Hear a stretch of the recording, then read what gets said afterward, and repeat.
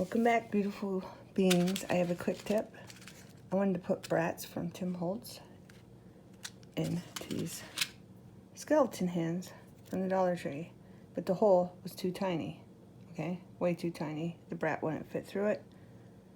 So what he did is he took a nail and hammer and he put it down here and he pounded it, and then it fit through, but it also pushed the plastic up right here. So now the brat is a little shorter to fold.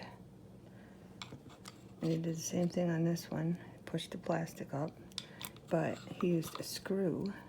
He took a screw and went up here and a screwdriver, and he only turned it a couple times, and then he flipped it and he turned it a couple times, and then the brat went right clean through, and it's way longer compared to the nail that pushed the plastic. See that? So I have lots of room to fold that brat over. So I just wanted to show you that. If you want to put these into a journal, and I'm putting mine into a Halloween journal, and it's going to hold a picture. Okay? Have wonderful everything.